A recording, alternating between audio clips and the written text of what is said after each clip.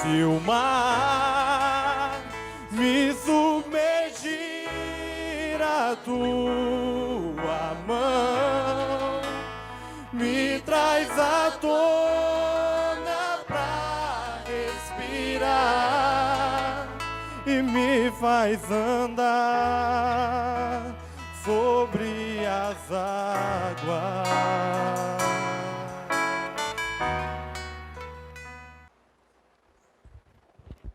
Apocalipse capítulo 6, versículo 12.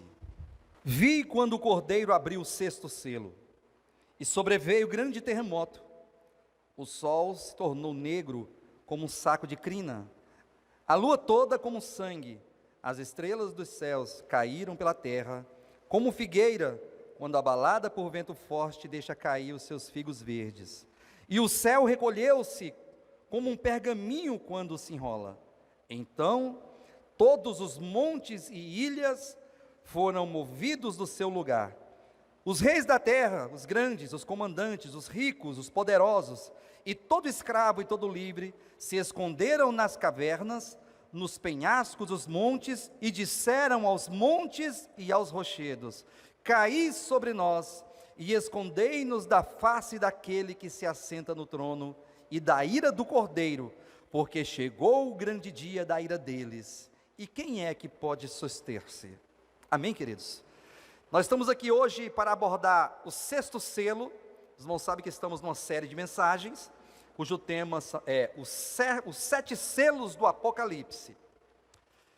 E eu quero só lembrar aos irmãos que essa série de mensagens, muito mais do que a aquisição de um conhecimento teológico, escatológico, deve ser um sentimento adequado por tudo aquilo que permeia esse momento ou esses 7 anos que nós brevemente iremos passar, ou seja, todos aqueles que estiverem nesta terra irão passar. Lembrando que, quando nós falamos os 4 primeiros selos, os irmãos devem se lembrar que nós afirmamos aqui que esses 4 primeiros selos, que são aqueles 4 cavalos, consiste na metade da semana, daquela semana de Daniel, aquela última semana da profecia das 70, haja vista que aquela profecia ela se cumpriu apenas 69 semanas, ainda resta uma semana para se cumprir a profecia de Deus para Israel, e é justamente esta semana que nós estamos falando aqui, quando nós pregamos e refletimos nos 7 selos do Apocalipse, porque os 7 selos do Apocalipse, eles contêm eventos que encontram lugar nesta última semana, ou seja, nesses últimos 7 anos que antecede a segunda vinda de Cristo. Então, os 4 primeiros selos consistem no princípio das dores. E quando nós falamos princípio das dores, nós temos que nos lembrar que a Bíblia fala, o enredo da Bíblia, a revelação neotestamentária, fala do princípio das dores como dores de parto a quem está para dar à luz ao seu filho. E se nós buscarmos a revelação dessa dor de parto, dessas dores de parto, desse princípio das dores, vamos encontrar em Apocalipse capítulo 12 ali a mulher vestida de sol, com a lua debaixo dos pés e uma coroa de 12 estrelas na cabeça. Essa mulher, ela significa, é um símbolo, é uma figura do povo de Deus de todas as eras. Então, quando Deus olha para o seu povo, para os seus eleitos, para os seus escolhidos, Ele se relaciona com o seu povo nessa figura, nessa tipologia do homem e da mulher. Esse pensamento é um pensamento que concorda com toda a Escritura. Quando você abre ali os 2 primeiros capítulos de Gênesis, e você busca o conteúdo, as figuras maiores desses 2 capítulos, você vai se deparar com o homem do capítulo 1, versículo 26, que é aquele homem segundo a imagem e semelhança de Deus, que foi criado para dominar a terra. E logo em seguida, no capítulo 2, versículo 18, vemos ali a figura da mulher, quando Deus diz: não é bom que o homem fique só, far-lhe-ei uma auxiliadora que lhe seja idônea. Então a Bíblia nos é aberto às Escrituras, ou pelo menos o Antigo Testamento, que consiste em sombras e figuras de realidades espirituais vindouras, de bens vindouros. Então esse homem e esta mulher, eles são símbolos, são figuras proféticas do novo homem, que é Cristo e a igreja. Paulo explica muito claramente, em Efésios capítulo 5, versículo 31 e 32, quando Paulo, a citar aquele texto lá de Gênesis capítulo 2, versículo 24, ele fala assim: porque deixará o homem seu pai e a sua mãe, e se unirá à sua mulher, e se tornarão os dois uma só carne. Versículo 32 ele diz: grande é esse mistério, mas eu me refiro a Cristo e a igreja. Então Paulo toma emprestado o texto lá do princípio, lá do Gênesis capítulo 2, versículo 24 ali, e traz e nos explica o que significa. O homem e a mulher é uma figura profética de Cristo e a igreja. Portanto, quando ele fala do Apocalipse capítulo 12, aquela mulher vestida de sol é a figura do povo de Deus. Mas o mais importante de tudo isso é que naquela figura ali de Apocalipse capítulo 12, nós observamos que a mulher, ela achava-se grávida, sofrendo dores para dar à luz, para dar luz a um filho. E a Bíblia chama esse filho de filho varão. Ora, se a mulher é o povo de Deus, pense comigo, de todas as épocas, de todos os tempos, de todas as dispensações, inclusive dessa, era da graça. E agora o povo de Deus, ele sofre, atenção, o povo de Deus sofre tormentos, sofre dores, como as dores de parto, para gerar um filho chamado filho varão. E esse filho varão, aqui, significa os vencedores de todas as épocas. Eu quero falar para vocês uma coisa, vocês que estão aqui presentes, os irmãos que estão em casa. Você faz parte da mulher. Diga assim: eu faço parte da mulher. Eu queria ouvir mais bonito assim. Mulher essa que é o povo de Deus. Então fala assim: eu faço parte do povo de Deus. Agora a pergunta que eu vou fazer, você responda só se você quiser. Se não quiser responder, fica aí uma pergunta retórica para você meditar. Você faz parte do filho varão? Porque o filho varão, ele está dentro do povo de Deus. A criança, ela é gerada no interior da sua mãe, no ventre. E é no ventre da igreja, no interior do povo de Deus, de todas as épocas, de maneira silenciosa, de maneira oculta, de maneira simples, que o filho varão, que os vencedores são gerados. E eles são gerados em meio a dores. Até porque dor na Bíblia, sofrimento, são termos bastante utilizados tanto no Antigo Testamento como no Novo, sobretudo no Novo, até porque a palavra da cruz é uma palavra que é loucura para os que se perdem, mas para nós que somos salvos é poder de Deus. E Paulo disse que ele sofria dores até que Cristo fosse gerado na igreja. Então essa questão de dor e sofrimento é uma marca maior dos vencedores, porque é o caminho de Deus, é o caminho da cruz, é o caminho da redenção.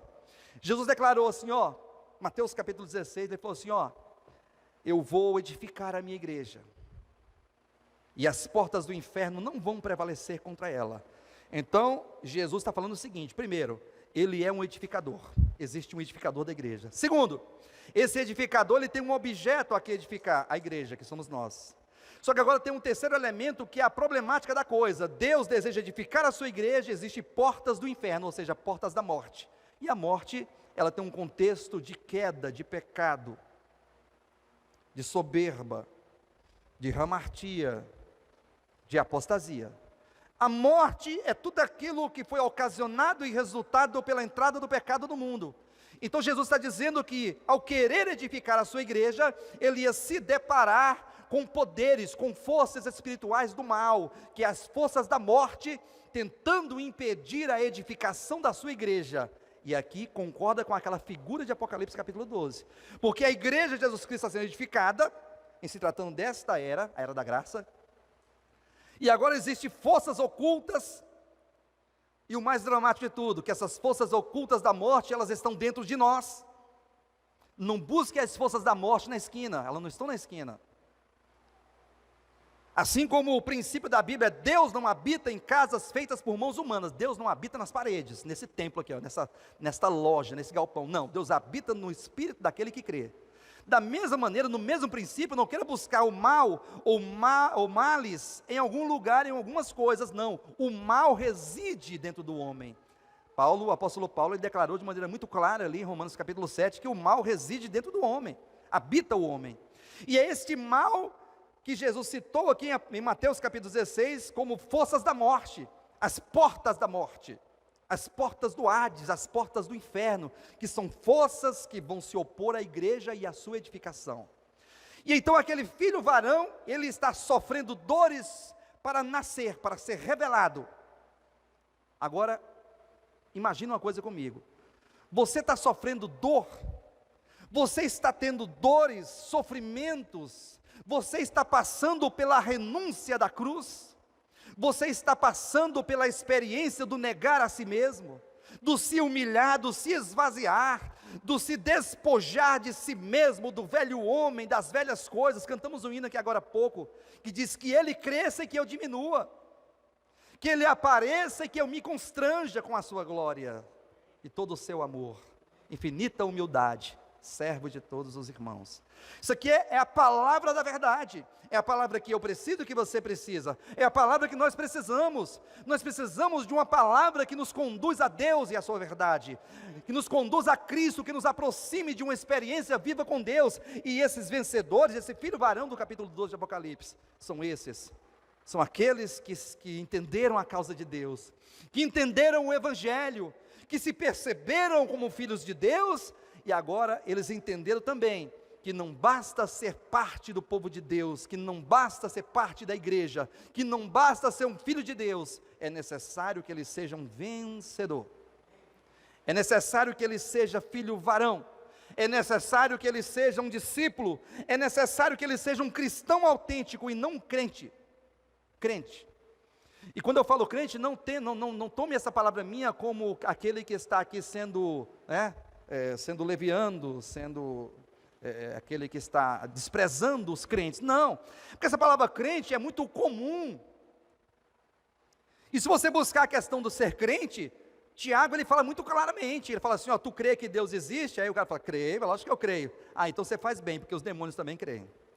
Então crer por crer, não basta crer, é necessário ser cristão. Você é cristão, você crê, amém, você crê, eu também creio, nós somos crentes, mas nós precisamos tomar essa palavra crente de maneira mais profunda e entender que ser cristão é ser por Cristo, é estar ao lado de Cristo, é ser seguidor do Cordeiro, é ser discípulos de Jesus. Esses são pessoas diferentes porque caminham de maneira diferente, caminham no caminho de Deus, caminham no caminho da verdade. É por isso que aqui nós estamos no sexto selo, e o sexto selo, o quinto e o sexto selo, ele consiste numa transição entre o princípio das dores e o segundo momento que a Bíblia chama de a grande tribulação. Olha só uma coisa comigo, se o princípio das dores vai ser um momento em que o mundo vai passar por um arroxo, Deus já começou a intervir, o primeiro selo foi aberto, o cavaleiro do cavalo branco já saiu, o príncipe já foi, manifestado no mundo, em seguida vem as guerras, rumores de guerras, seguido da fome e da morte generalizada no mundo inteiro. Isso é um princípio das dores. Sabe o que quer dizer isso? Quer dizer que os primeiros 3 anos e meio daquela última semana, quando o tempo do fim começar, Deus ele vai intensificar o calor da sua obra na sua igreja. Deus hoje está trabalhando em nós, amém? Em níveis diferentes, com intensidade diferente em cada um de nós, de acordo com a abertura do nosso coração. Tem cristão que não está trabalhando nada, porque o cristão não abriu nada ao coração. Isso é verdade, porque ele mesmo diz lá na igreja de Laodiceia, hein? Eis que estou à porta e bato, se alguém ouvir a minha voz e abrir a porta, entrarei, a porta do coração. Então tem cristão que está com a porta fechada, porque ele tem coisas mais importantes para fazer do que abrir a porta do coração para Deus e permitir que ele entre. Coisas mais importantes, coisas pessoais, assuntos importantes pessoais, projetos, vida. E eu não estou aqui para criticar ninguém que tem os seus projetos, tem os seus projetos, mas saiba,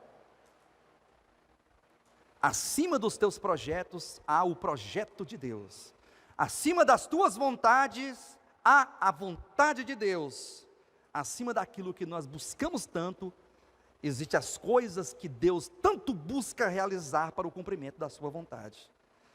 Então é muito importante entender que quando Deus intensificar o seu trabalhar, Ele vai começar com o princípio das dores, que é para o filho varão, para que os vencedores seja revelado, para que os vencedores sejam manifestados como vencedores. Por isso o princípio das dores. Esse momento todos nós estaremos na terra. Quando Deus arrochar aqui, quando Deus começar a tratar com o mundo, com os cristãos, com todos os habitantes da terra, nós estaremos, os vencedores estarão na terra. Por que, pastor, que você está afirmando que no princípio das dores os cristãos estarão na terra? Porque eu acabei de dizer que o quinto e o sexto selo, selos, eles são como que uma transição entre a primeira metade e a segunda metade da semana.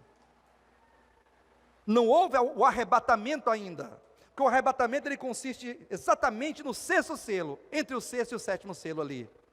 É com a abertura do sexto selo que os vencedores serão arrebatados. Verifique comigo Apocalipse capítulo 12, versículo 1 e 2 e o versículo 5. Viu-se um grande sinal no céu, a saber, uma mulher vestida de sol, com a lua debaixo dos pés e uma coroa de 12 estrelas na cabeça, que achando-se grávida, grita com dores de parto, sofrendo tormentos para dar à luz.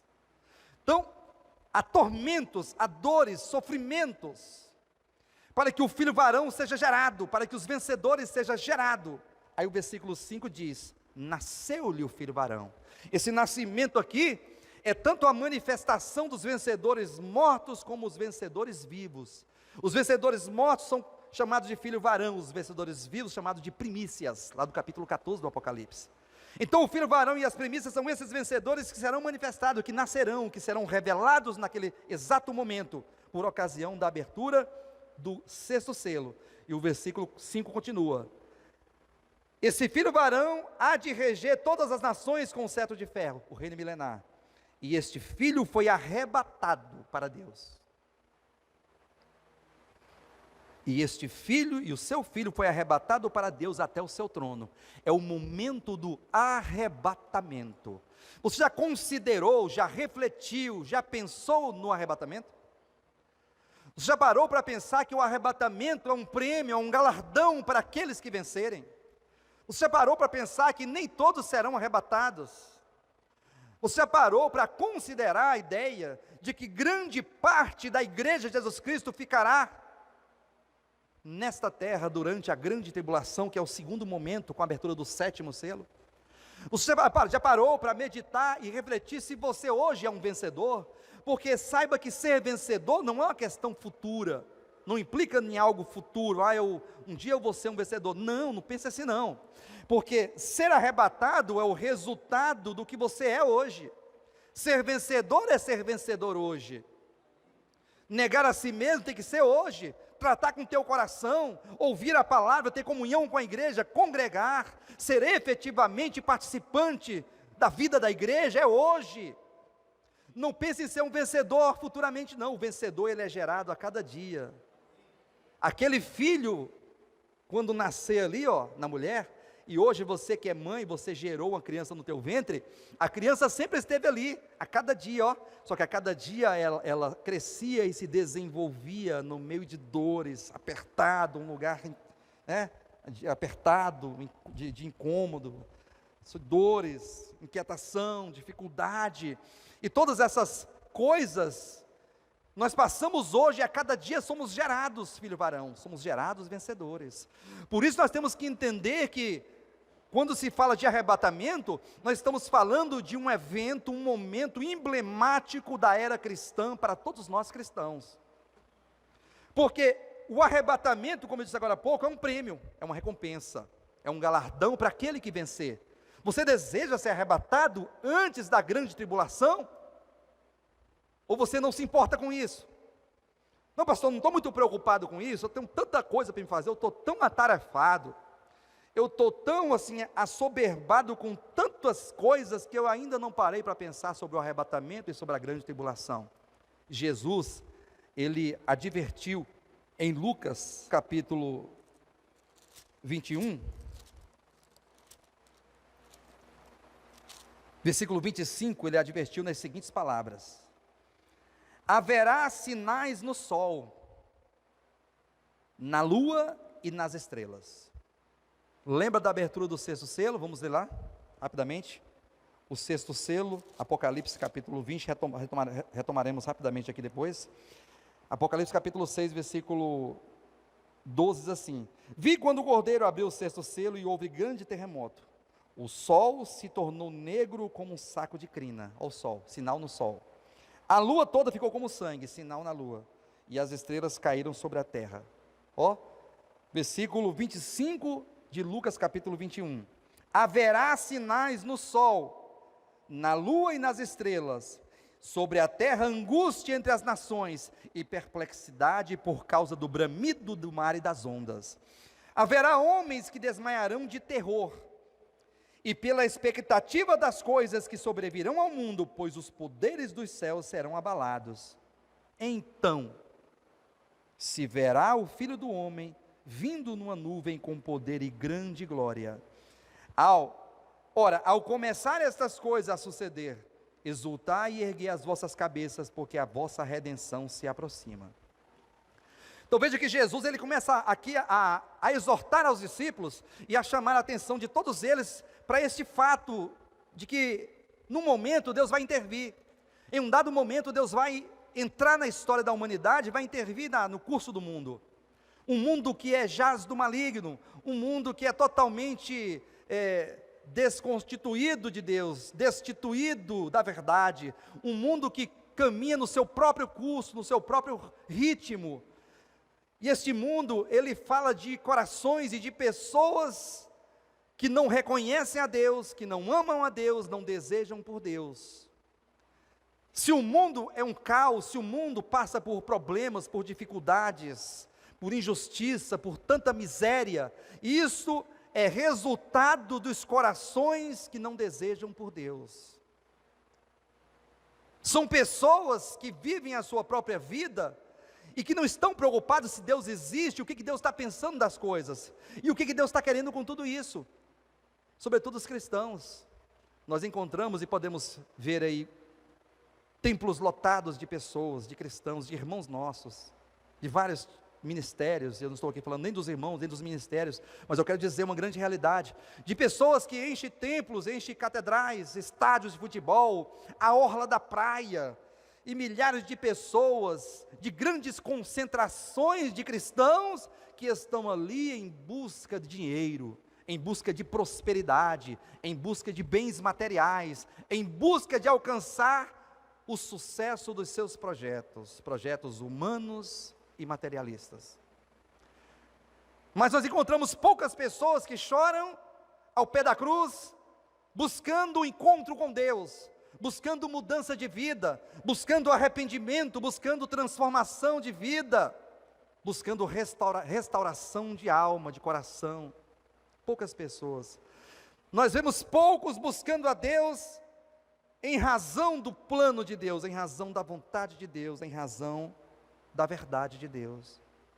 Por isso que essa intervenção de Deus, ela é muito legítima, no sentido de que Deus, ele não está irado com o homem, Deus está irado com a situação do coração do homem pelas escolhas dos homens. Quando ele diz: haverá homens que desmaiarão de terror por causa das coisas que sobrevirão ao mundo, ele está dizendo que o mundo caminha de mal a pior. As pessoas, cada dia que passa, elas se afastam mais de Deus, e a iniquidade, ela aumenta, a iniquidade vai aumentando, o amor vai se esfriando de quase todos, e assim é a nossa vida, a nossa realidade. E aí quando Jesus está fazendo essas advertências aos seus discípulos, no versículo 34 ele diz: acautelai-vos por vós mesmos. Olha só, versículo 34, acautelai-vos por vós mesmos, para que nunca suceda, nunca aconteça, que o vosso coração fique sobrecarregado, com as consequências da orgia, da embriaguez e das preocupações deste mundo. Veja que Jesus chama a atenção para o coração. Ele fala: cuidado com o teu coração. Como está o teu coração? O teu coração está leve, o teu coração está livre, o teu coração está totalmente desvencilhado,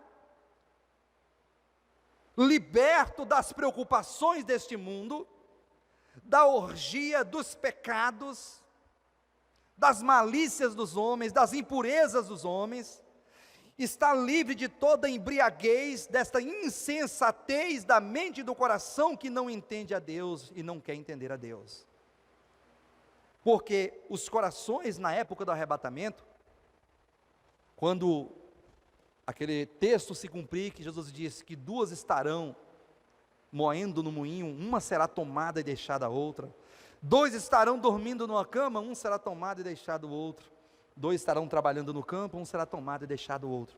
Quando Jesus falou do arrebatamento, ele fala que o perigo, ele é real, de pessoas ficarem nesta terra em razão das suas escolhas, dos seus pensamentos, dos seus propósitos. Irmãos, nós estamos sempre falando, não é pecado você trabalhar, você estudar, você querer passar num concurso, você querer vencer na vida, você querer construir um patrimônio, montar uma empresa, casar-se, educar os teus filhos, dar um conforto para a tua família, tudo isso é muito legítimo, isso é justo,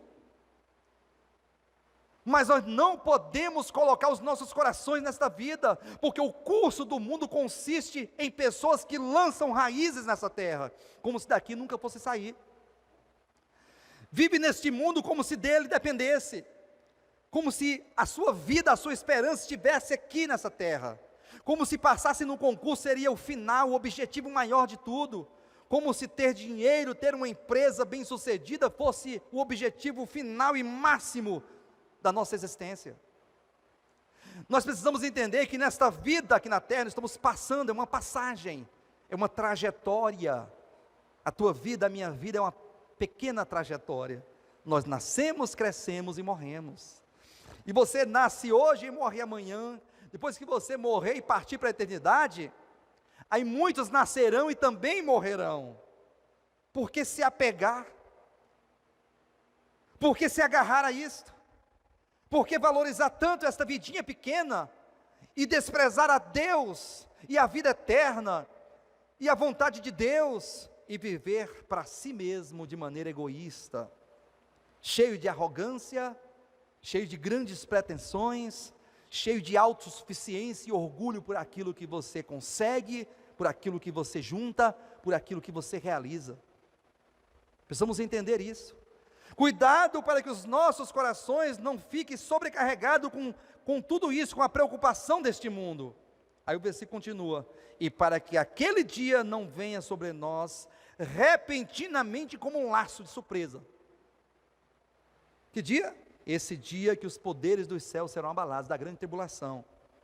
Versículo 35, porque há de sobrevir a todos os que vivem sobre a face da terra. Vigiai, pois, a todo tempo, orando, para que possais escapar de todas estas coisas que têm que suceder, e estar em pé na presença do Filho do Homem. O texto está advertindo, cuidado com o teu coração, não se envolva, não se apegue, não se agarre a este mundo, a esta vida, porque este mundo passa. Orai e vigie para que naquele grande dia que essas coisas começarem a acontecer, você possa estar em pé na presença do Filho do Homem, porque isto consiste naqueles que foram arrebatados e estão diante do trono de Deus. As pessoas falam tanto em ir para o céu, né? Os cristãos querem ir para o céu, querem ir para o céu, querem ir para a glória, querem morar no céu, mas saiba que a única oportunidade de ir ao céu é a oportunidade do arrebatamento. Se você deseja conhecer o céu, conhecer o trono, conhecer a glória, seja arrebatado, porque caso contrário não irá acontecer. É um prêmio, é um galardão para aqueles que se apegaram a Deus. Apocalipse capítulo 3, versículo 7. Ao anjo da igreja em Filadélfia escreve, estas coisas diz o santo, o verdadeiro, aquele que tem a chave de Davi, que abre e ninguém fechará, e que fecha e ninguém abrirá. A igreja em Filadélfia é a igreja do reino. Filadélfia quer dizer amor fraternal, é a igreja do amor, a igreja do reino, é a igreja que tem as características próprias de Cristo e do Espírito de Cristo. Olha o versículo 8, conheça as tuas obras, do povo de do povo de Filadélfia, que é a igreja do reino, conheça as tuas obras, eis que tenho posto diante de ti uma porta aberta, a qual ninguém pode fechar. Esta porta aberta Deus tem colocado diante de mim e diante de você. Sabia que tem uma porta aberta diante de você? Aí Jesus declarou em João capítulo 10, eu sou a porta.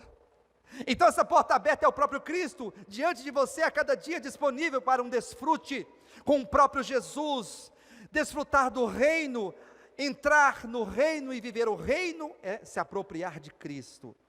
Aí ele fala no versículo 8, que tens pouca força. A igreja de Filadélfia, a igreja do reino, a igreja dos discípulos de Cristo, a igreja aprovada, ela tem pouca força, ela tem pouco dinheiro, ela não tem poder econômico, poder político, ela tem pouca força, entretanto, ela guarda a palavra de Deus e não nega o nome de Jesus. Olha as características do vencedor, olha as características de Filadélfia, olha as características daqueles que serão arrebatados. Eles têm pouca força.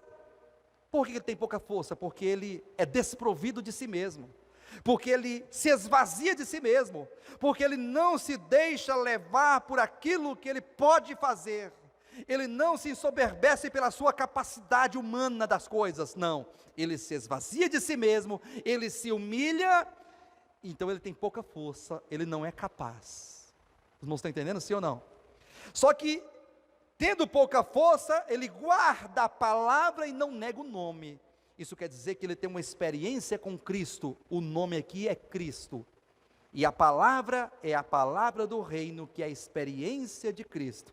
Ter Cristo é uma coisa e ter a palavra de Cristo é outra coisa, porque nós experimentamos a vida do reino, nós provamos das coisas eternas, nós experimentamos os poderes do mundo vindouro, que é o poder da manifestação do reino hoje, por meio da verdade ministrada. Olha só aqui a importância de estar aqui nesta manhã, ouvindo a palavra, ouvindo a verdade, sendo ministrado por Deus, sendo enchido pela verdade de Deus na nossa alma, que nos conduz a um pensamento de mudança a cada dia. Então, não negar o nome é não abrir mão de Cristo, e guardar a palavra é receber a palavra e praticá-la, experimentar a palavra. Aí olha só, versículo 10, porque guardaste a palavra da minha perseverança, também eu te guardarei da hora da provação que há de vir sobre o mundo inteiro, para experimentar os que habitam sobre a terra. Está vendo aqui? Você tem amado Cristo? Você tem se apropriado de Cristo? Você tem confessado Jesus na tua vida? Segunda pergunta, você tem guardado a palavra de Cristo? Você tem tomado posse da verdade do Evangelho? Você tem experimentado o Evangelho? Porque se você tiver experimentado, há uma promessa na tua vida, porque você guardou a palavra de Deus, a palavra da perseverança, Ele também te guardará da hora da provação que há de vir sobre o mundo inteiro, ou seja, Ele vai te livrar da grande tribulação. O vencedor, ele é privado, ele é tirado daqui, porque ele receberá um galardão, uma recompensa, por ter sido de Jesus e ter vivido para Jesus. Quem entendeu, diga amém. Irmãos, entendam uma coisa, por favor. Ser de Jesus e viver para Jesus, não é sinônimo de não viver a vida humana. Uma coisa não tem nada a ver com a outra. Você pode viver a tua vida humana, estudar, buscar os teus objetivos, porém ser de Jesus. Isso é bastante claro quando você percebe que há a possibilidade de ser vencedor. É possível ser um filho varão, é possível ser arrebatado, vivendo nesta terra. Mas é se utilizar deste mundo como se dele não precisasse. É você não lançar as tuas raízes, a tua esperança nessa terra, nesta vida. Não.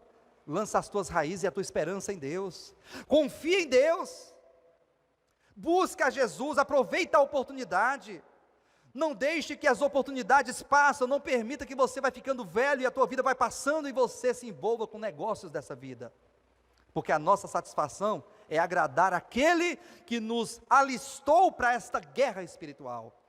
As pessoas falam muito de guerra espiritual, né? Mas eles falam de guerra espiritual no sentido de você batalhar por alcançar, e o diabo não vai te impedir, você vai alcançar o teu objetivo, e Deus vai te honrar, e Deus vai te prosperar, e o diabo não tem vez, está amarrado, essa guerra espiritual. E não, a nossa luta é contra principados e potestades, contra dominadores. A nossa luta não são contra as pessoas, é contra nós mesmos. A nossa luta é contra o pecado, a nossa luta é contra o sistema do mundo, é contra as leis deste mundo. A nossa luta é contra o espírito caído do velho homem. A nossa luta é contra nós mesmos. A tua luta é contra você mesmo. Porque às vezes e muitas vezes nós somos estorvo para Deus. As nossas escolhas, as nossas decisões, a nossa maneira de viver, o nosso ritmo de vida estorva, trava a obra de Deus em nós. Por isso que o filho varão, os vencedores, eles carregam essa marca, né, de serem de Jesus e de guardar a palavra de Cristo. Esses serão arrebatados antes da grande tribulação. Quantos entenderam? Diga amém. Estamos no 6º selo. O 7º selo começa a grande tribulação, porque o sétimo selo é a abertura e o início da segunda metade dos últimos 3 anos e meio, nos quais o anticristo estará assolando esta terra. O Espírito da graça, o Espírito da verdade, ele será retirado deste mundo por ocasião do arrebatamento dos vencedores. E então será manifestado o homem da iniquidade, que é o anticristo, e então começará 3 anos e meio de grande tribulação, que nunca houve e nem jamais haverá, desde que tem pessoas sobre a terra. Vai ser um momento de perplexidade, de terror nessa terra. Mas por quê? Porque Deus, ele não compactua, Deus, ele não é conivente com o pecado, com o erro, com a maldade do coração dos homens. Deus, ele vai ter que dar um basta em tudo isso que está acontecendo. Deus, ele vai ter que intervir na história do homem. Deus vai ter que intervir na história da tua vida, até porque você é um eleito de Deus. Deus te escolheu e a obra que ele começou em você, ele vai completar até o dia de Cristo. É necessário que Deus aplique em nós toda a sua vontade, tudo aquilo que ele determinou na sua soberania. É necessário que isso aconteça na minha vida e na tua. Então pense nisso, pense comigo, comece a meditar e a orar para Deus, falar: Senhor, desperta o meu coração. Senhor, promova situações que possam despertar o meu ser para as coisas eternas. Senhor, promova situações que possam mover a minha família, mover a minha vida, a minha esposa, o meu esposo, os meus filhos, a minha vida profissional, a minha vida social, os meus relacionamentos. Senhor, faça com que eu possa enxergar os valores eternos, porque nós enxergamos muitos valores materiais, efêmeros, transitórios. A nossa mente e o nosso coração, queridos, foram configurados para entender, perceber e buscar essas coisas caídas aqui de baixo. O homem caído, o homem pecador, ele não olha para Deus e não anseia por Deus, ele tem um olhar rasteiro das coisas aqui, ó. Ele gasta todas as suas forças, ele investe toda a sua vida, toda a sua juventude, toda a sua inteligência, todos os seus dotes, todos os seus talentos, todas as suas oportunidades em comprar coisas, em adquirir coisas, em obter coisas. Que tal começar a mudar-nos? Que tal começarmos a orar a Deus e falar: Senhor, vamos mudar isso. Senhor, muda o quadro da minha vida. Aí ele vai agir, hein? Se você orar com fé, com determinação, se você orar com um coração totalmente despojado, declarando a Deus, você pode ter certeza que as circunstâncias, elas vão surgir na tua vida. Circunstâncias nas quais você vai ter que decidir. É no meio da adversidade que você vai ter que escolher por Deus, que você vai ter que se decidir por Deus, que você vai ter que tomar decisões contra você mesmo, em prol de Deus e em prol dos outros. O arrebatamento, ele é um momento emblemático para todos aqueles que foram vencedores.